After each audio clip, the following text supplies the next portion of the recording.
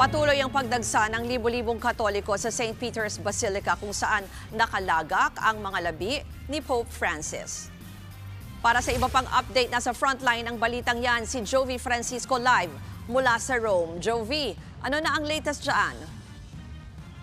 Ruth, literal na walang tulugan dahil nakarating nga sa ating sa mga updates na binibigay sa atin ng Vatican Press na yung talagang schedule hanggang alas 12 lang kaninang madaling araw dapat bukas yung simbahan para doon sa visitation ay nag-extend ito hanggang alas 6 ngayon ng umaga. So lumalabas na 1 hour na lang yung naging break o pagsasara ng simbahan. Paghahanda naman para sa bumubukas ngayong umaga o ng alas 7 ng umaga dito sa Roma, doon sa mga gusto pa rin masilayan mga labi ni Pope Francis sa may Pope's altar nga dyan sa St. Peter's Basilica, Ruth. Kasi kahapon ay nabigyan tayo ng chance na makapasok doon sa Basilica bago matapos ng araw. Ay pinapasok kami dyan to cover yung visitation na iyan. At napansin natin na medyo mabagal nga pero actually sa sobrang dami talaga ng tao, yun yung nakakabagal doon.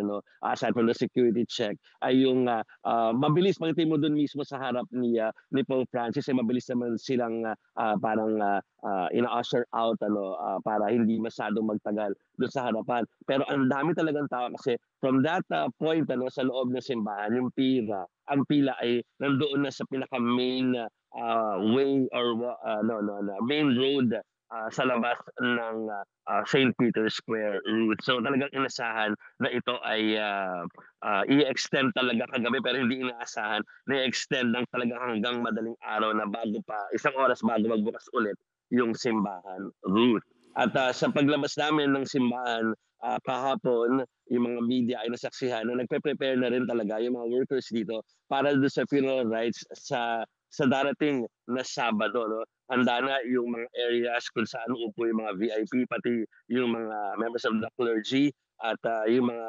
scaffolding for the media ay okay na rin doon, pati yung mga widescreen TVs ay naka-install na. Ruth, pati ang mga palikuran ay naka-install na rin sa likod ng mga scaffolding na yan. Jovi, tanong ko na lang kung marami kang nung nagkaroon ng pagkakataon na makapasok doon sa St. Peter's Basilica, marami ka bang nakasabay ng mga Pilipino dyan? May mga Filipino dun sa linya na kumakaway nga, so nakilala kasi yung ilang mga members of the media from the Philippines. Pero yun nga, talagang alam mo naman yun yung sistema dito, Ruth. So kahit na nagko-cover ka, medyo malayo ka doon sa loob ng simbahan dahil meron parang media box lang para sa atin. So nakikita natin sila, although may mga na-interview tayo sa kanila doon sa labas talaga. At sinasabi nga nila na sila ay talagang nagtungo dito. Buti lang ay yung iba, nandito na talaga because of the Jubilee Year celebration.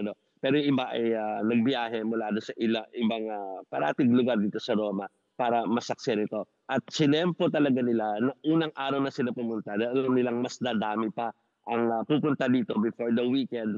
Kagabi before mag-alas 12, wala pa yung figure ng 12 midnight hanggang kaninang alas 6 ng umaga. 25,000 na yung nabibilang ng Italian police na nagpunta rito para makiramay. Yan po ang Express Report ni Jovi Francisco mula sa Vatican. Mga kapatid, ako po si Ruth Cabal. Maging maalam at may pakialam sa mga may init at rumaratsadang balita sa Frontline Express.